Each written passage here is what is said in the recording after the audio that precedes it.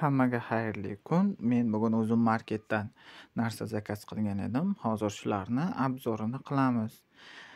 Bundan oldin esa bir narsani eslatib o'tishim kerak. Menga layk, podpiska va komment yozish esdan chiqmasin. Mana bu o'zim marketdan buyurtma bergan narsalarim. Buni men ochib tekshirib olgan edim. Shuning uchun hozir qaytadan ochib ko'rsatishni lozim ko'rmadim. Birinchi bo'lib men mushugimga parli taroq zakaz qilgan edim. Bu o'zidan par chiqarib, mushuklarning to'kilayotgan yungini o'zida saqlab qolarkan. Rasmda qanaqa ko'rsatilgan bo'lsa, ichida ham xuddi shunaqa ekan. Ya'ni taroq joylari rezinoviy, buyog'i plastmassa.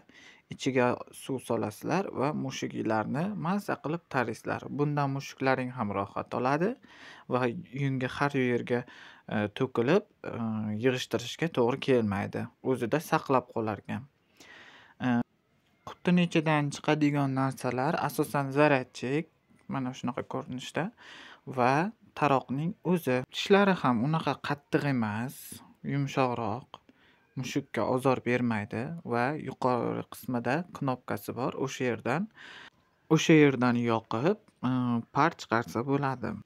Suv quyadigan joylarini ham tekshirib oldim. Ya'ni o'sha qopqog'i rezinoviy, ichi plastmas. Juda yaxshi, suv to'kilib ketmaydi va hammasi joyida. Keyingi narsamizga keladigan bo'lsak, bu albatta o'zimga zakaz qilingan narsa, ya'ni sovun. Bu tabiiy sovun bo'lganligi uchun hidi ozgina yomonroq ekan lekin yaxshi. Keyingi zakaz qilgan narsam bu mushugimga ошейник, ya'ni bo'yinbog'. Avvalgisi ancha eskirib qolganligi uchun yangisini zakaz qildim. Qora rangda. Mana shunaqa mushuk panjalarining izi bor.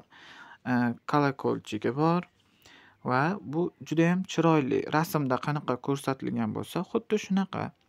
Keyingi narsaga keladigan bo'lsak, bu narsalar albatta maskalar. Hozir meni tanqid qilishlaringiz mumkin. Nima uchun o'g'il bolaga maska kerak deb. Albatta kerak. Ya'ni o'g'il bolalar ham o'ziga qarab yurishiga kerak. Masalan, hozir bahor fasli bo'lgani uchun odamning yuzi quruqlashib, terilar to'kilishni boshlaydi va bu juda ham xunuk ko'rinadi. Shularni yo'q qilish maqsadida albatta o'g'il bolalarga ham maskalar kerak bo'ladi. Keyingi narsaga keladigan bo'lsak, bu narsa albatta hammaga yoqadi va juda ham qiziqarli. Bu har bitta xonada bo'lishi kerak bo'lgan narsa deb o'ylayman. Ya'ni bu svetilnik. Svetilnigimizning tagi xuddi shunday ko'rinishda, taglari yog'ochdan, o'zining kabeli bor va mana bunday chiroyli bo'lgan shishalik shar. Uning ichida Saturn sayyorasining tasviri ko'rinadi. Bu juda ham chiroyli, o'zimga ham juda qiziq tuyuldi va mana shunaqa kulgili holat, ya'ni o'ynab ko'rdim. Sharsimon shaklda bo'lib, bu juda ham chiroyli ko'rinar ekan. Bu mening mushugim Kisa. Laqabi to'g'ri, ozgina kulgili, lekin menga shunaqa atash yoqadi. Bo'yinbog'ni unga taqib ko'rdim, juda ham mos keldi. Ya'ni bo'yinbog'da katta kichik qiladigan moslamalari bor ekan. Agar kichkina bo'lsa katta qilishingiz mumkin, katta bo'lsa kichkina qilishingiz mumkin. Hozir sizga uni taqqandagi holatini ham ko'rsataman. Mana ko'rib turganingizdek juda ham mos va chiroyli turdi. Zerikib qolmagan bo'lsalaring, men videoyimda davom ettiraman.